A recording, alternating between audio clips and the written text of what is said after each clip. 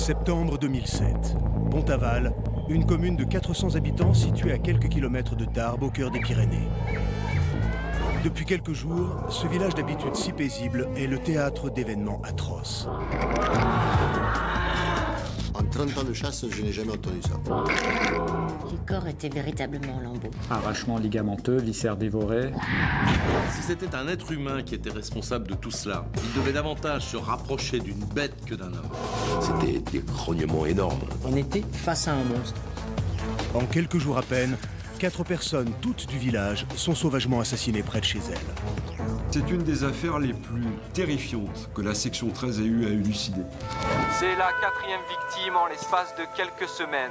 Un berger, Félicien Belge, a été retrouvé le corps sans vie à quelques kilomètres du village de Pont-Aval, sur les pentes du pic du Creusot. L'affaire était couverte jusqu'en Espagne, parce que ce n'était pas une simple affaire d'un loup qui s'attaquait à des moutons, mais il s'agissait d'agressions mortelles sur des êtres humains. Que s'est-il passé dans cette région Midi-Pyrénées, jusqu'ici restée sans histoire? Quel animal monstrueux a-t-il pu s'en prendre ainsi à l'homme?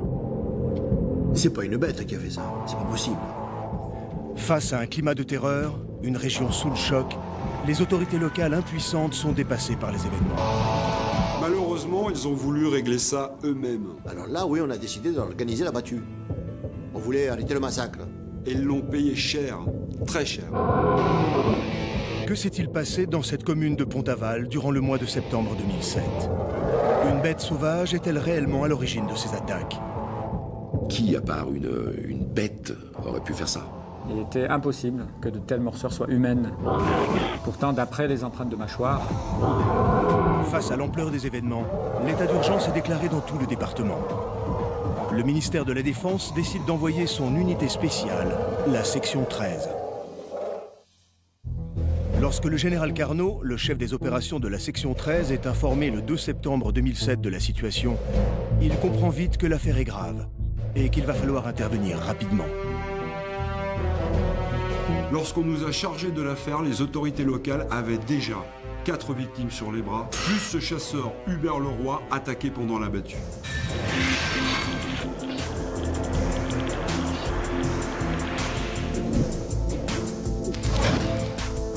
À son arrivée à Pont-Aval, la section 13 trouve un village dont la population est traumatisée par ces attaques sordides. Le commandant Lournec, expert en parapsychologie depuis plus de 15 ans, avoue, et ce malgré sa grande expérience, qu'elle se sent quelque peu dépassée par l'ampleur des événements. À ce moment-là, on était perdus. On devait comprendre ce qui s'était passé et on avait très peu de temps pour le faire.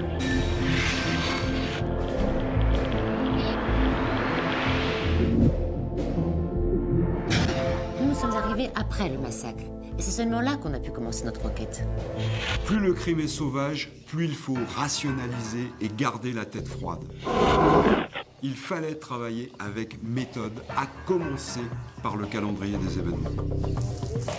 Le 2 septembre 2007, à 6h15, une attaque sauvage et bestiale a lieu au domicile des frères Tavard.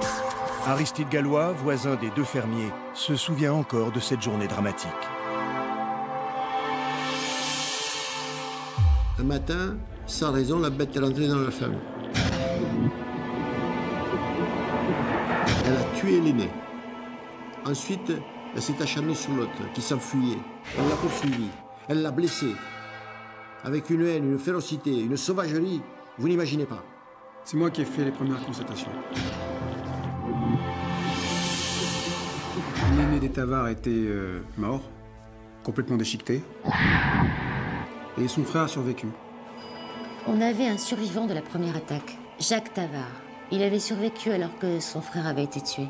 Et pour nous, c'était un élément capital. Seul son témoignage pouvait nous aider à avancer et nous donner des réponses claires et précises.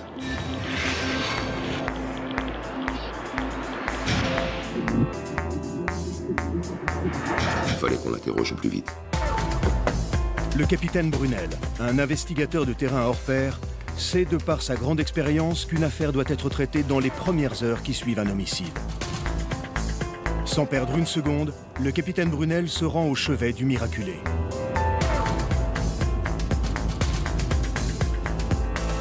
Jacques Tavard, sorti du coma une semaine après son agression, est encore très fragile et sous le choc. Mais il représente le seul espoir de la section 13.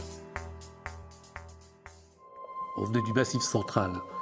On a trouvé une ferme qui était très bien pour nous. Dans cette vallée, on se plaisait bien, on connaissait du monde, il y avait du travail. Jacques Tavard et son frère Lucien s'installent en 1992 dans le petit village de Pontaval. Tous les deux vivent d'agriculture et d'élevage.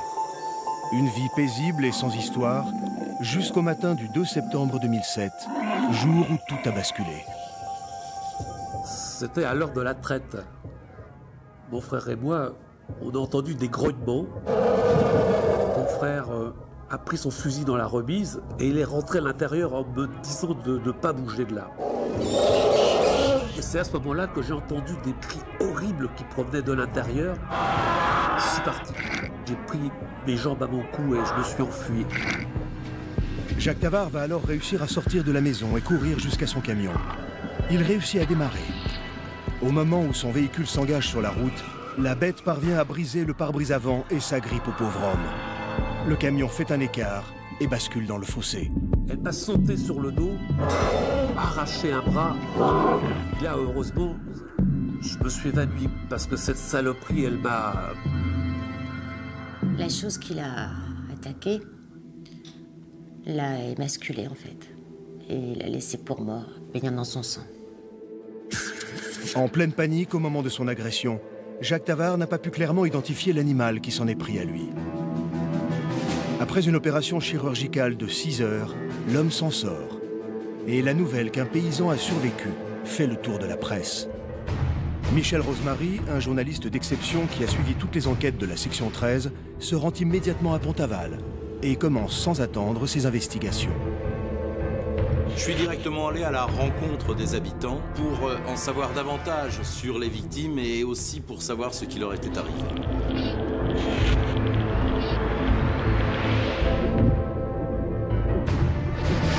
Le frère rescapé n'a même pas eu le temps de sortir du coma qu'une autre attaque survient. Et cette fois, c'est une vieille femme dans son jardin. Quelques heures après l'attaque des frères Tavard, c'est Madame Camus, une vieille femme bien connue du village, qui est retrouvée morte dans sa propriété. La série noire continue. La seconde attaque était tout aussi bestiale. La bête lui a enfoncé le crâne, on ne sait pas comment. Autre découverte capitale cette fois, Madame Camus n'avait aucune morsure, juste des coups sur le crâne avec un outil. Cet élément est très intrigant car c'est l'unique victime à avoir été agressée de cette façon. C'est vrai que c'est horrible à dire, mais l'homicide de Madame Camus était presque propre comparé aux autres. Les premiers éléments d'enquête concernant le premier meurtre, celui de Lucien Tavard, ainsi que les blessures constatées sur son frère survivant Jacques Tavard, ne permettent pas d'établir de similitude avec l'assassinat de Madame Camus. Celle-ci ne présente aucune trace de lacération ou de morsure. Le mode opératoire est différent. Madame Camus est décédée suite à une multitude de coups extrêmement violents portés sur son crâne. La section 13 a à peine le temps de se pencher sur le cas de la pauvre femme qu'un nouveau drame survient. Ce matin à 10h30, c'est un groupe de randonneurs qui a prévenu les services de la gendarmerie. Ils ont découvert le corps sans vie d'un berger de la région. Selon nos premières informations recueillies auprès des enquêteurs, l'homme se serait fait violemment agresser par une bête sauvage. Le commandant Berthier, affecté à la gendarmerie locale, arrive en premier sur les lieux du drame. On le retourne, et puis on se rend compte qu'il est émasculé. On se rend compte qu'il manque un bras. Ça devenait presque une routine. Visage dévoré, éviscération, émasculation. La bête sauvage n'a laissé aucune chance au berger. En revanche, ses moutons ont été épargnés. Lorsque le lieutenant Etchebarri, expert scientifique au sein de la section 13, se penche sur ces crimes, il est particulièrement sceptique. Les victimes présentent des morsures provenant d'une bête sauvage. Mais d'emblée, un point essentiel paraît invraisemblable. Vous connaissez beaucoup de loups, d'ours, de chiens sauvages ou de chats arrêts qui s'attaquent à l'homme alors qu'il y a des moutons et des lapins juste à côté. Et qui surtout leur coupent les parties génitales.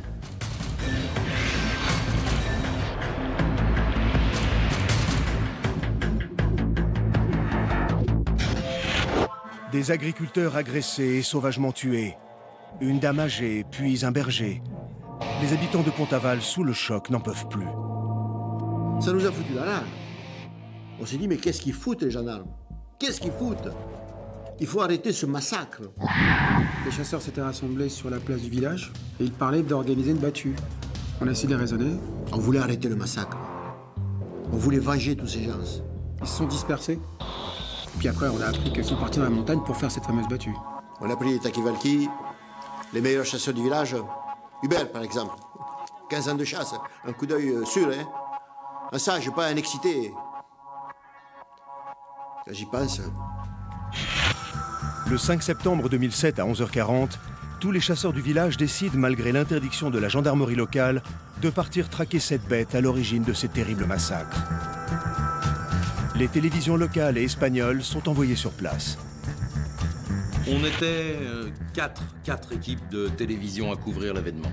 Et inutile de vous dire qu'on était tous à l'affût du moindre scoop. Ignorant tous des dangers auxquels ils s'exposent, les habitants s'organisent afin de venir à bout de ce qu'ils pensent alors être un simple loup. Ces hommes ne savaient absolument pas ce à quoi ils allaient se confronter. Cette battue d'ailleurs avait été formellement interdite par le préfet. Ils avaient décidé de s'aventurer dans une chasse dont le but était de traquer la bête. Mais en réalité, c'est eux qui se retrouvaient traqués.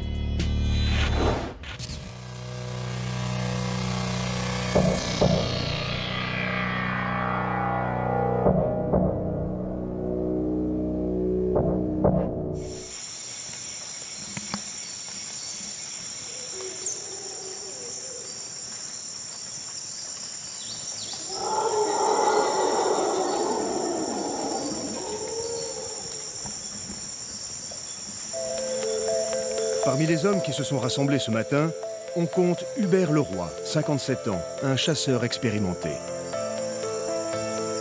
Sur ces images tournées par la télévision espagnole, on le distingue accompagné de son collègue Marc Vauban. Ce sont les dernières images d'Hubert Leroy vivant, car au bout de cette tragique battue, il va trouver la mort. Allez, appelez du secours!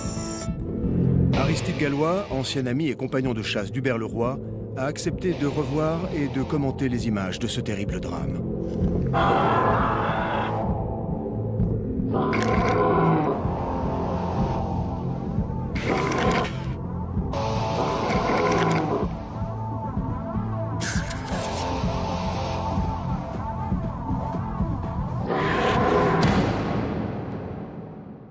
Quand on chasse le gros gibier, les collègues ils se mettent en amont et ils avancent.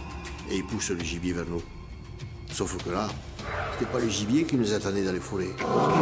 Ce qui est malheureux dans cette battue, c'est que vous avez 25 chasseurs lourdement armés, prêts à tirer au moindre mouvement, et seulement 3 rabatteurs isolés. En fait, s'ils avaient eu connaissance du mode opératoire par lequel les victimes avaient été sauvagement agressées, ils n'auraient jamais laissé ces 3 rabatteurs seuls à 2 km de leurs collègues. C'est vrai qu'avec le recul, on n'avait pas conscience du danger. On était en permanence en communication avec eux. On avait les Takivalki. On pouvait nous appeler à tout moment. Ça s'est pas fait. Sur ces images tournées par la télévision espagnole, on distingue les 3 rabatteurs accompagnés d'un journaliste. Dans un premier temps, le rabatteur Alexandre Jass et le journaliste Victor Leroux partent s'embusquer sur le flanc droit de la montagne. Quelques minutes plus tard, c'est au tour de Marc Vauban, sur la droite de l'image, de partir se positionner à 1,5 km du rabatteur. Hubert Leroy se retrouve alors seul et part se positionner 900 mètres plus loin sur le flanc du pic du Creusot.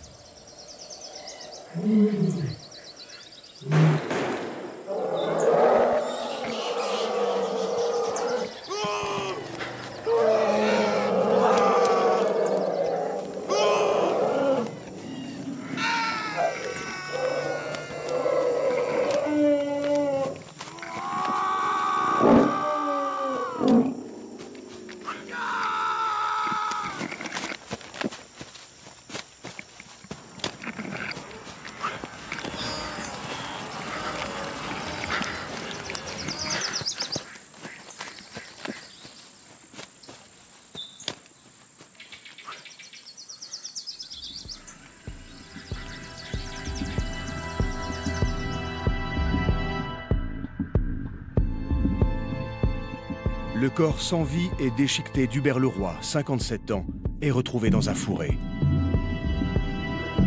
Les autorités locales tentent de faire face, mais la panique gagne la population. Après cette battue dramatique qui s'est soldée par la mort d'un nouveau villageois, par décision préfectorale, l'accès à la montagne a été formellement interdit. La mort d'Hubert, un chasseur très expérimenté, est celle de trop. Dès cet instant, les villageois réalisent alors qu'ils n'ont peut-être pas affaire à un simple animal sauvage, mais à quelque chose qu'ils ont peut-être toujours voulu ignorer. Très rapidement, les villageois ont parlé à mes enquêteurs de cette légende, l'histoire de la bête. J'y croyais pas, moi, avant cette histoire de bête. Je pensais que c'était une rumeur pour effrayer les gosses. Mais là, on était bien obligé de se rendre à l'évidence. Ce n'est pas un loup qui fait ça. En recoupant divers témoignages et en étudiant les archives de la brigade locale, on a trouvé beaucoup d'éléments relatifs à cette histoire étrange. C'est qu'il y a 20 ans qu'on en parle de cette bête. J'ai effectué les recherches dans les archives de la presse locale. Et j'ai retrouvé une dizaine d'articles consacrés à ce sujet. Tous étaient liés à des attaques sauvages ou à des disparitions étranges. Chiens errants, loups, animal sauvage, même monstres. Personne ne sait réellement ce qui se cache dans cette forêt. Les gens étaient terrifiés. On avait des centaines de versions de témoignages, c'était impossible d'y voir clair. Ce qui était certain, c'est que l'on avait 5 victimes atrocement mutilées et que l'on comptait bien trouver qui leur avait fait ça et pourquoi. Rigoureux et pragmatique, le lieutenant Etchebarri, le commandant Lournec et l'enquêteur Robert Brunel analysent dans les moindres détails l'ensemble des témoignages et indices pouvant aider à résoudre la légende de la bête. Le lieutenant Etchebarri concentre ses recherches sur l'identification de l'espèce animale pouvant être à l'origine de ces attaques sordides. Avant tout, j'avais besoin d'un topo sur tous les animaux sauvages qui pouvaient réapparaître dans ces zones habitées. Pour moi, ce genre d'enquête, c'était vraiment une première. Il arrive que certains animaux sauvages, d'habitude très rares, comme des ours ou même des lynx, s'approchent des zones habitées. Parfois, des animaux sauvages, poussés par la faim, empiètent sur les territoires humains. Mais statistiquement, ils s'attaquent très peu à l'homme. En 1991, à Norfolk, en Angleterre, on a retrouvé le cadavre d'un lynx. Et non loin de là, des fermiers ont signalé la présence de big cat, aux allures de panthère. On a même créé le terme de cryptozoologie pour étudier ces bêtes sauvages cachées parmi nous. La cryptozoologie est un terme inventé par le biologiste écossais Ivan Terence Sanderson. Il s'agit de la science qui étudie les animaux dont nous n'avons reconnu aucune existence officielle, mais seulement au travers de témoignages, pièces anatomiques ou photographiques qui ne constituent pas une preuve en soi. La cryptozoologie est très souvent utilisée lors de l'étude de gravures ancestrales laissées par nos pères, avec des animaux dont l'existence n'a pas été prouvée. Le champ d'étude de la cryptozoologie ne se limite pas aux Bigfoot, Yeti et monstres du Loch Ness, mais s'étend à toute créature vivante non identifiée pour autant que la taille soit égale ou supérieure à celle d'une grenouille et qu'elle ait laissé une trace dans l'esprit humain.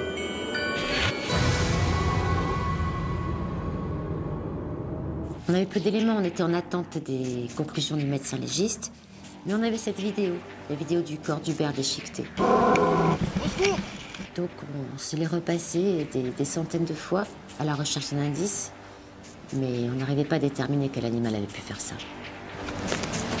Malgré l'examen méticuleux de la vidéo tournée par la télévision espagnole, ainsi que l'analyse des traces et prélèvements effectués sur les lieux du drame, la section 13 ne parvient pas à trouver de réponse.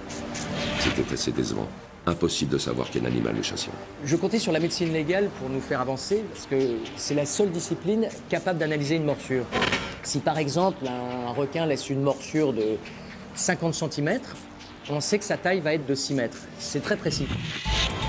Les enquêteurs de la section 13 vont se baser sur la taille des morsures, afin de déterminer quel type d'animal a pu commettre un pareil carnage.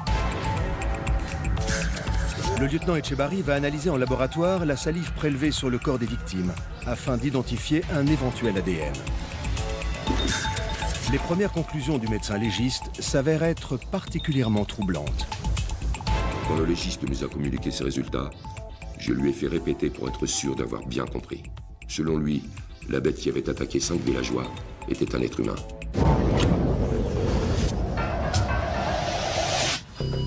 Comment expliquer qu'un être humain soit à l'origine d'un pareil massacre? Selon toute vraisemblance, un homme n'a pas pu à lui seul commettre de telles morsures. Pourtant, le médecin légiste est formel. Sincèrement, sur le coup, c'était impensable. Mais les résultats d'analyse étaient formels.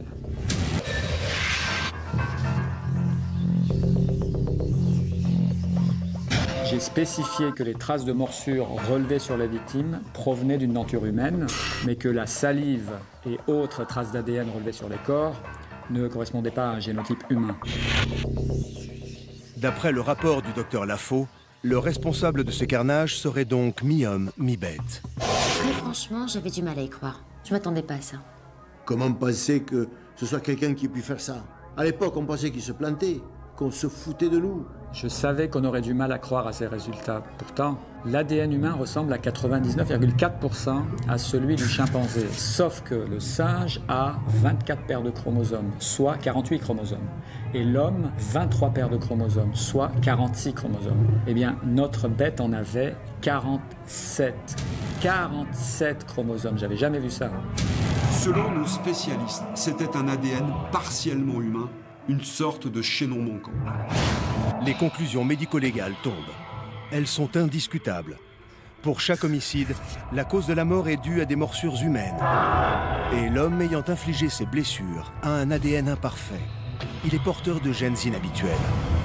C'est une bête immonde. C'est pas un humain qui peut faire ça. Ce que je retenais surtout, c'est que les empreintes de morsures sur les victimes provenaient d'une même dentition humaine. J'ai été particulièrement impressionné par le déroulement pour le moins inattendu de cette enquête. Et dès le lendemain, je titrais « Drame des Pyrénées, la bête humaine ».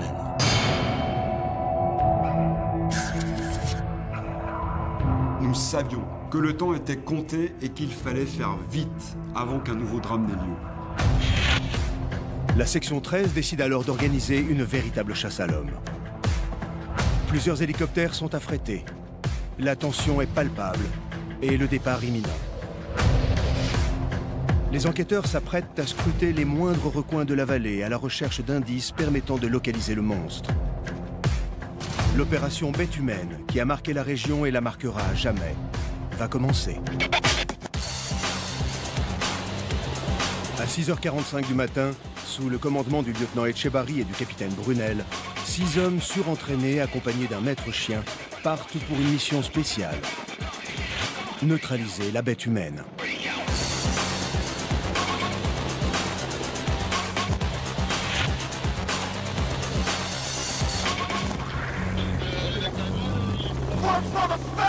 La forêt pyrénéenne est particulièrement dense. Mais au bout d'une demi-heure de vol, on a repéré des sortes de déchets. Et vu du ciel, ça faisait penser à un campement abandonné. Le haut commandement de la section 13 ordonne alors une inspection au sol afin de déceler une présence récente humaine ou animale.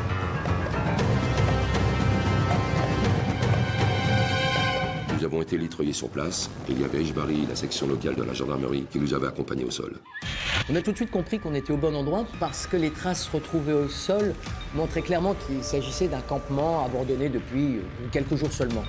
Le bois carbonisé avait été éparpillé un peu partout, comme pour effacer tout indice d'une présence humaine. Le maître chien qui nous accompagnait nous a signalé qu'il y avait une piste et tout de suite on l'a suivi. Le chien a littéralement filé à travers la forêt. On a marché environ 2 km à travers une végétation très dense, avec des petites parties rocheuses à escalader. La zone était particulièrement sauvage. Ils ne le savent pas encore, mais les deux enquêteurs n'ont jamais été aussi proches de la bête. Et ils ne vont pas tarder à le comprendre. Le chien s'est subitement arrêté et il est revenu dans les pieds de son maître comme si quelque chose l'effrayait. Ce chien avait littéralement la trouille. Je me souviens de l'avoir caressé pour l'apaiser, mais il tremblait. C'est sûr que quand un berger allemand, une force de la nature, est terrorisé, vous vous dites que ce qu'il a flairé, c'est pas bon du tout. Et on avait tous en tête les corps des victimes. On savait très bien que ce que l'on était en train de traquer était d'une force et d'une violence inouïe. Je suivais toute l'opération par radio. Etchebarri m'a indiqué que le chien refusait de continuer. Et à ce moment-là, dans le talkie-walkie, j'ai entendu un hurlement bestial indescriptible. J'avais jamais entendu des grognements pareils. Mi-animal, mi-humain, franchement ça glaçait le sang. On est resté le plus calme possible. Le moindre mouvement de panique aurait pu nous faire repérer immédiatement. En plus, on était une dizaine d'hommes au sol et on avait un chien qui refusait d'évoluer. En difficulté, les membres de la section 13 décident de continuer l'inspection de cette zone montagneuse. Les cris entendus semblent s'éloigner. Le capitaine Brunel et le lieutenant Etchebarri tentent de suivre la bête. Au bout d'une demi-heure de marche, ils repèrent alors une maison en partie détruite, de laquelle semble sortir une légère fumée. Des hurlements sont de nouveau entendus et proviennent de l'habitat en ruine. Etchebarri nous a fait comprendre que si l'on montait jusqu'à l'habitation, il y avait de fortes chances pour que la bête ne revienne jamais. On était repérés. Il était évident qu'à notre arrivée, la bête aurait décampé. Il avait dû analyser que la situation était trop dangereuse pour lui. Et puis j'étais quasiment sûr qu'il ne nous attendrait pas bien sagement dans son habitation. Le lieutenant Etchebarri est alors convaincu que l'habitation a un lien avec la bête. L'endroit suspecté pourrait bien faire office de repère. Nous étions environ à 400 mètres de cette habitation, mais nous n'avions aucun visuel parce qu'à cet endroit, la végétation est très dense. S'il s'agissait d'un être sauvage, il y avait fort à parier qu'il ne remette jamais les pieds dans ces lieux. On aurait en quelque sorte souillé son espace de vie, on y aurait déposé nos odeurs. Et j'imaginais assez bien cet être décider de partir s'installer plus loin dans la montagne. Et là, autant dire qu'on serait reparti à zéro. Les membres de la section 13 vont alors mettre au point un ingénieux dispositif afin de surveiller la bête. On a décidé d'installer une caméra sur un mât télescopique, juste à l'endroit où nous nous trouvions. C'est une caméra à chef qui permet d'envoyer les images qu'elle capte sur un récepteur vidéo. Une sorte de caméra de surveillance dotée d'un système d'analyse thermique. Une caméra thermique enregistre les différents rayons infrarouges qui permettent de mettre en évidence les différences de température dans un lieu précis. Contrairement à ce que l'on pourrait penser, une caméra thermique ne permet pas de voir des personnes au travers d'une paroi. En revanche, elle est très utilisée par les services techniques de la gendarmerie pour identifier des individus dans de très larges périmètres. Aucun être vivant ne peut échapper à ce genre de technologie. Des caméras thermiques sont également utilisées dans de très nombreux autres domaines. En médecine, on les utilise pour déceler des fièvres, ou plus localement des tendinites et inflammations. Dans les aéroports, elles permettent d'identifier des personnes souffrant de fièvre, signe d'une maladie particulièrement contagieuse. Efficaces de jour comme de nuit, ces caméras thermiques sont reliées en Wi-Fi à des postes de commande qui déclenchent l'alarme au moindre mouvement. L'idée était simple. On avait logé le responsable de ces meurtres, et dans la mesure où j'étais certain qu'il ne savait pas qu'on avait repéré son habitat, il allait revenir et on allait pouvoir intervenir. L'habitat est maintenant sous surveillance vidéo. Après avoir mis en place plusieurs caméras thermiques, les hommes de la section 13 évacuent la zone en fin d'après-midi. L'hélicoptère de la gendarmerie les ramène au poste de commandement installé dans le village de Pont-Aval. Une opération sans précédent va pouvoir commencer.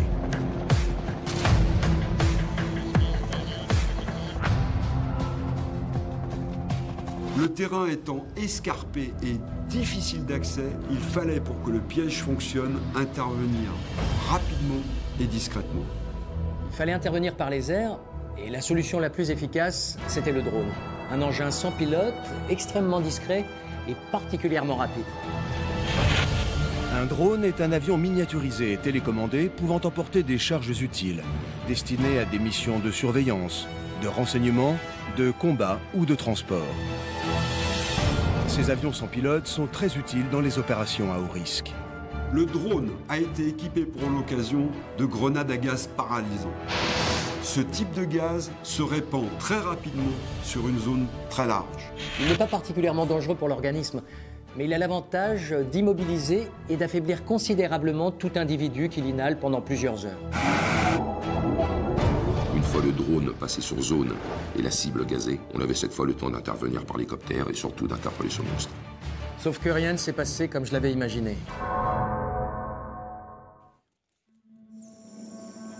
Depuis le mois de septembre 2007, un monstre mi-homme, mi-animal sème la terreur dans le petit village de Pont-Aval. Ce monstre a déjà fait 4 victimes. 2 bergers, une vieille dame et un chasseur. Seul Jacques Tavard, un agriculteur, a survécu miraculeusement. Fait extrêmement troublant, certaines de ses victimes ont été émasculées. Les villageois à bout de nerfs ont tenté de mettre fin au massacre, mais la battue organisée s'est soldée par un drame. Face au risque évident de récidive, la section 13 n'a que très peu de temps pour neutraliser le monstre. Leur seul espoir, envisager que la bête retourne vers son habitation.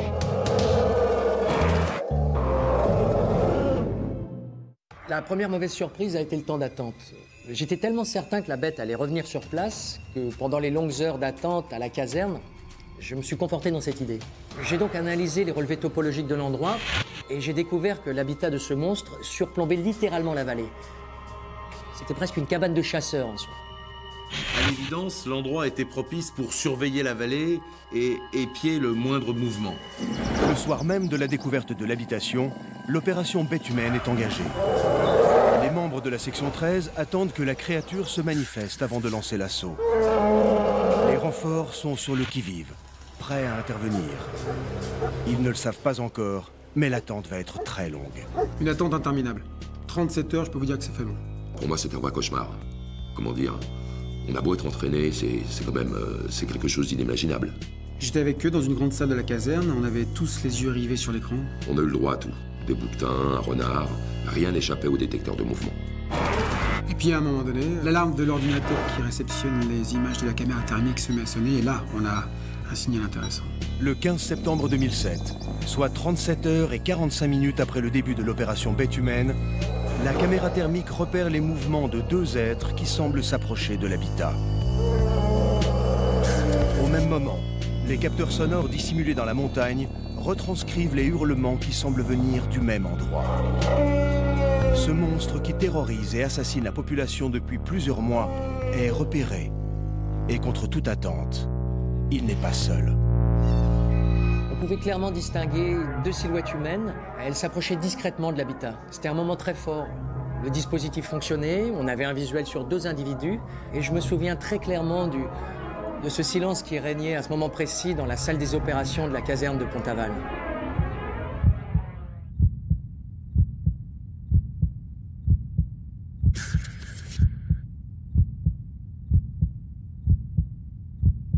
Au bout de 5 longues minutes, les deux suspects ont fini par entrer dans l'habitat. Et là, j'ai donné l'ordre d'envoyer le drone armé. Le drone contenant le gaz paralysant arrive sur zone au bout de 4 minutes. L'ordre est alors donné aux membres du GIGN de se diriger en hélicoptère vers l'habitation suspecte. Leur objectif, capturer le monstre. L'opération s'est déroulée exactement comme prévu. Ils sont partis 8 minutes après que le drone a gazé la zone. En l'espace de quelques secondes, les membres du GIGN équipés de masques à gaz sont élitreillés sur place. Les 10 hommes spécialement entraînés pour ce type d'intervention vont pouvoir appréhender les deux mystérieux individus. On est arrivé sur site en pleine nuit, on a été élitreillés sur place et on a tout de suite appréhendé les deux suspects dans l'habitat. Je leur ai indiqué par radio que les deux individus semblaient totalement immobilisés. Le gaz paralysant que l'on avait largué sur zone semblait avoir fonctionné. Et j'ai donc donné le feu vert pour l'interpellation.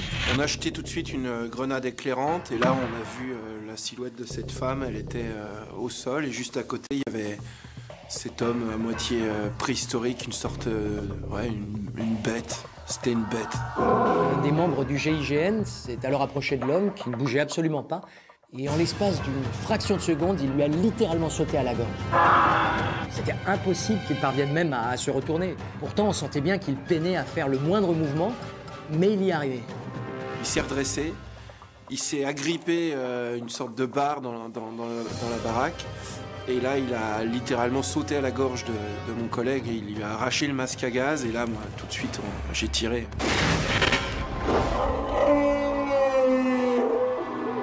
À ce moment-là, ça dure une fraction de seconde à peine.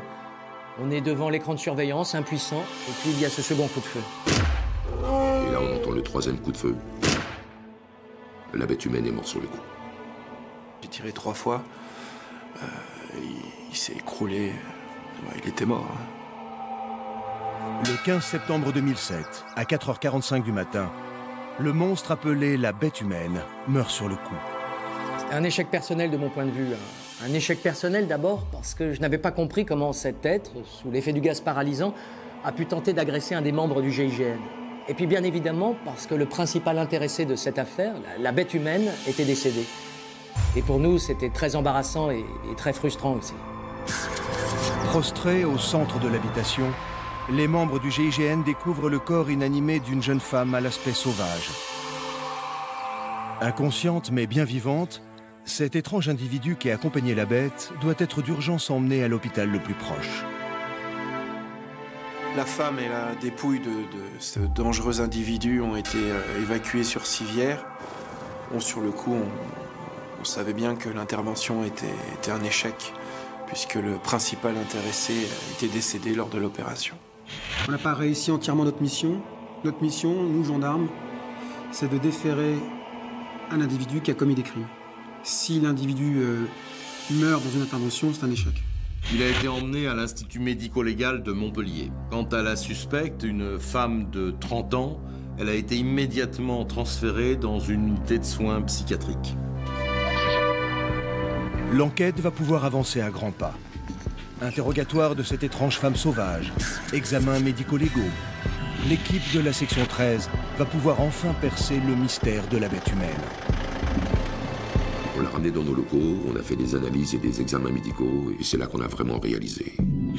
Le lieutenant Etchebarri, expert scientifique, assisté du médecin légiste Patrice Lafaux, vont pouvoir procéder à l'autopsie de la bête.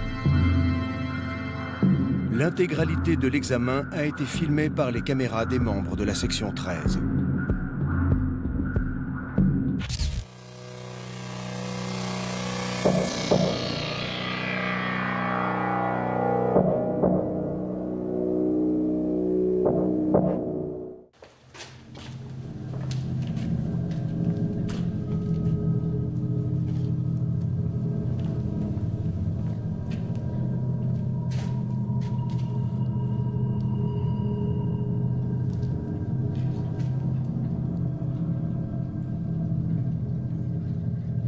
Très simiesque.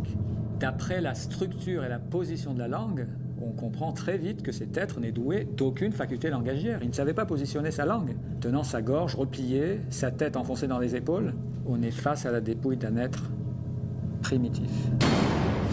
L'aspect de l'homme est impressionnant. Homme-bête monstrueux, entre 50 et 60 ans, chevelure hirsute, un faciès d'un autre temps. On a peine à croire que cette chose soit humaine. Quand on découvre ce corps, on a vraiment l'impression d'être confronté à un homme des bois, un homme qui n'en est pas un. De par ne serait-ce que ses traits simiesques, je ne vous cache pas que l'individu est extrêmement impressionnant. Je n'avais jamais vu ça de toute ma vie, jamais. On était face à un monstre. Un monstre. Les morceaux de chair prélevés sous les ongles et dans la dentition de cet individu surnaturel laissent imaginer la force surhumaine avec laquelle il venait à bout de ses victimes. Cet homme que nous avons vu, qui était capable d'arracher un dos, un bras, une jambe, il fallait avoir une force incroyable. Il se servait même de ses dents pour émasculer. Vous vous rendez compte de pouvoir faire ça? Un jour, nous les humains, on a tous parlé la même langue. On appelle ça une proto-langue, faite de sons plus ou moins ordonnés. Et dans le cas de notre spécimen, sa morphologie ne permettait pas d'imaginer qu'il pouvait s'exprimer. Alors, il était capable très certainement de pousser des cris, des grognements semblables à ceux d'un animal sauvage, tout au plus.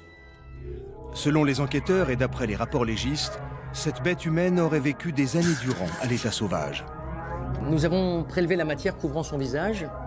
Il y avait du sang des victimes, des excréments. Ses dents étaient pourries, cariées, et il souffrait déjà de terribles rhumatismes au niveau des articulations. Ce qui nous a fait dire que cet être aurait vécu encore 2 ans au maximum s'il n'avait pas été tué pendant cette opération. Les enquêteurs tiennent enfin des preuves irréfutables permettant d'incriminer le suspect. C'est donc bien cet être, mi-homme, mi-bête, le responsable de ces crimes sordides. L'ADN correspondait en tout point à celui de la salive relevée dans les morsures des victimes. Et l'empreinte de sa mâchoire aussi. Surtout, nous étions sûrs de tenir notre criminel. Et maintenant, à savoir qui il était vraiment.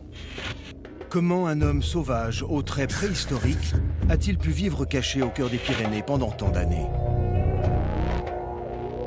Pourquoi s'en est-il pris aux habitants de Pont-Aval, en les assassinant sauvagement par lacération, éviscération et, pour certains, émasculation? En étudiant les caractéristiques physiques de cet étrange individu, les membres de la section scientifique dirigée par le lieutenant Etchebarri vont faire une découverte incroyable. Les rapports génétiques et morphologiques ont permis d'établir avec certitude la parenté de la bête humaine avec une espèce d'homme hors du commun qui a vécu jusqu'à la fin des années 70. Ces êtres étranges au code génétique unique vivaient dans les Pyrénées et s'appelaient les Cagots. Les Cagots étaient un peuple étrange des Pyrénées qui vivait ici pendant des siècles en véritable paria. Hommes maudits qu'on accusait d'apporter la peste, ils vivaient à l'écart comme des bêtes. Le Cagot était assimilé aux lépreux et aux pestiférés. Véritable exclu de la société, les Cagots ne se mélangeaient pas avec le reste de la population. Méprisés par les autres villageois, il leur était interdit de vivre dans les mêmes quartiers, de marcher pieds nus ou de posséder du bétail. À l'église, ils ne pouvaient pas rentrer par la même porte que les fidèles, et le prêtre leur tendait l'hostie à l'aide d'un bâton. Ils vivaient en communauté, se mariaient entre eux, et tous vivaient dans les Pyrénées-Orientales, à l'endroit même où la section 13 a découvert l'habitation suspecte. La consanguinité issue de ces mariages a peut-être engendré un monstre comme une bête humaine. Après avoir approfondi les recherches sur cette créature, mi-homme, mi-bête, les enquêteurs vont se tourner vers cette jeune femme retrouvée dans l'habitation aux côtés du monstre. Hospitalisée et mise en observation sous bonne garde, la jeune femme se remet de son gazage. Qui est-elle? Comment a-t-elle pu vivre avec la bête humaine? Et surtout, qui est cette femme rendue à l'état sauvage? Des recherches sont effectuées pour savoir si des enfants de sexe féminin ou des jeunes filles ont disparu durant ces 30 dernières années. Parmi les fichiers des disparus, les enquêteurs tombent très vite sur un nom qui les intrigue. Laure Camus. Disparue depuis près de 15 ans, née de père inconnu et fille de Viviane Camus, assassinée 8 jours auparavant. La section 13 n'a qu'un seul moyen pour en avoir la certitude, l'ADN. Les examens sanguins sont effectués sur cette femme, recherche d'ADN, et très vite on comprend. L'ADN des deux femmes est comparé et très vite les résultats sont sans équivoque. Laure Camus est bel et bien la fille de Viviane Camus, sauvagement assassinée par la bête humaine. Laure Camus, bien sûr, je m'en souviens. À 16 ans, elle fugue de chez sa mère. On l'a cherchée partout, on ne l'a jamais retrouvée. C'était impossible, impensable de faire un rapprochement avec l'histoire de la bête humaine. Existe-t-il un lien entre la terrible agression de la vieille dame et la découverte de sa fille, Laure Camus, lors de l'opération Bête Humaine? Le commandant Lournec se rend au village de Pont-Aval afin de mener l'enquête. Au fur et à mesure de mes investigations, j'ai pas tardé à comprendre que Madame Camus avait des mœurs un peu particulières et elle avait eu une fille légitime, Laure Camus. Et cette fille, née de père inconnu, a quitté le village. Cette fois, on commençait vraiment à avancer à grands pas. Aussi surprenant que cela puisse paraître, le commandant Lournec découvre qu'il existe bien un lien entre toutes les victimes. Certains de ces hommes blessés ou tués auraient été les amants de Madame Camus. Et la vieille dame aurait eu un enfant, Laure. J'ai eu envie de poursuivre l'enquête un peu plus loin. Et au fil de mes interrogations, je me suis rendu compte que Laure Camus n'avait pas fui son domicile pour rien. En fait, il se trouve que sa mère se servait d'elle pour la prostituer. En fouillant le passé des victimes, le commandant Lournec met en lumière les secrets enfouis du village. Peu à peu, elle reconstitue un puzzle sordide et complexe. Je me suis vite rendu compte que tout le monde était au courant. Simplement, on n'en parlait pas. Impossible de recevoir les confidences des hommes, ce sont les femmes qui m'ont parlé. Entre 14 et 16 ans, Laure Camus est violée à de multiples reprises par les amants de sa mère. La vieille dame séquestre et prostitue sa fille contre de l'argent afin d'arrondir les fins de mois. Trahie par sa propre mère et salie par tous ses hommes, Laure Camus s'enfuit du village et ne donne plus jamais signe de vie. Après tout, et si cette affaire n'était qu'une vengeance? La vengeance serait une piste envisageable pour les enquêteurs de la section 13. Mais il reste encore à expliquer la relation de Laure Camus avec la bête. À sa sortie de l'hôpital, elle va évidemment être entendue par les enquêteurs de la section 13. Et c'est là qu'elle va apprendre la mort de l'homme sauvage avec lequel elle vivait. Quand elle apprend la mort de la bête, elle est affolée. Sa tête tourne dans tous les sens. Sa souffrance est visible. Elle est totalement apeurée, comme prise au piège. Elle est complètement repliée sur elle-même. Les enquêteurs de la section 13 procèdent alors à l'interrogatoire de Laure Camus, afin de trouver des réponses aux zones d'ombre qui couvrent encore l'affaire. Je me souviens bien de l'interrogatoire de Laure Camus parce que ça a été très compliqué, très long et difficile. En fait, j'avais en face de moi une jeune fille, elle était encore jeune, 30 ans. On voyait qu'elle avait été jolie, mais c'était comme un enfant sauvage. En fait, elle était prostrée, on ne pouvait rien en tirer. Petit à petit, j'arrivais à la faire parler, si je peux dire, mais en fait, ses mots étaient inaudibles. Je voyais qu'elle essayait de me dire quelque chose, mais il n'y avait que des sons qui sortaient. Donc j'ai fait appel à un psychiatre qui est connu de nos services, et on a pu peu à peu, ça a pris des jours, en fait, cerner sa personnalité. En regroupant les différentes informations livrées par Laure Camus au moment de ses interrogatoires avec le registre d'état civil de Pont-Aval, les enquêteurs ne vont pas tarder à découvrir la véritable identité de la bête humaine. Lors de sa fuite, il y a 15 ans, elle avait été hébergée par un ami, David Morales. Un genre d'ermite, un homme sauvage. Lui et ses parents vivaient isolés du reste de la population, à l'écart de toute habitation. Il était en quelque sorte le dernier descendant des Cagots. Et il était parti vivre seul dans la forêt à l'âge de 20 ans, à la mort de ses parents. Il a vécu dans la forêt, c'est là qu'il a rencontré cette fille. Et c'est là que tout a commencé. On a compris au fil du temps que la rencontre de Laure avec cet homme, même s'il s'agit de moitié homme, moitié bête, avait été capitale en fait pour elle. Pour la première fois de sa vie, elle arrivait à avoir confiance en quelqu'un. Et même si au départ ses réactions lui faisaient peur, si sa force l'effrayait, des liens de confiance se sont établis jusqu'à ce qu'ils deviennent amants. Et puis ils ont vécu ensemble. Elle était réduite un peu à l'état sauvage, mais elle se sentait protégée. Tous les deux, elle et cette bête, si je peux dire ça comme ça, ils chapardaient, ils fouillaient dans les poubelles, ils avaient quand même une vie de sauvage avec une condition d'hygiène déplorable. Petit à petit, au fil du temps, par persévérance aussi, elle a réussi à l'utiliser pour accomplir sa vengeance. Laure Camus va expliquer aux enquêteurs qu'elle a dressé la bête, comme on dresse un chien. L'homme animal bestial et sauvage va devenir en l'espace d'une dizaine d'années une véritable machine à tuer dévouée à sa maîtresse. La nuit, elle criait, ses cauchemars revenaient la hanter sans cesse. Et David la protégeait comme une bête protège son bien. Elle voulait se venger des viols qu'elle avait subis, de ces hommes sans scrupules qui avaient abusé d'elle. Alors elle a expliqué à David qu'il fallait les tuer et les punir par là où il l'avait blessé. Il fallait que ça sorte de sa tête.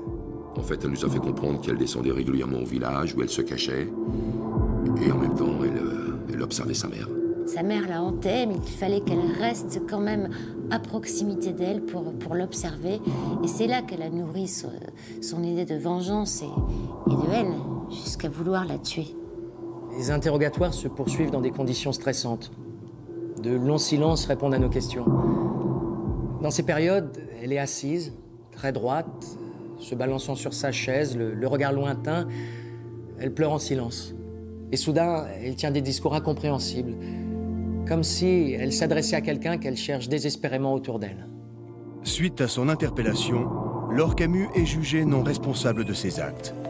Dans un état psychologique très instable, elle est internée d'urgence à Montpellier en unité pour malades difficiles. Très rapidement, les médecins informent les autorités que la jeune femme est enceinte et désire garder l'enfant. Aujourd'hui, elle s'est reconstruite. Elle est retournée vivre à Pont-Aval avec son petit garçon de 7 ans et a réussi à se resociabiliser malgré les longues années passées avec David Morales, alias la bête humaine, le père de son enfant.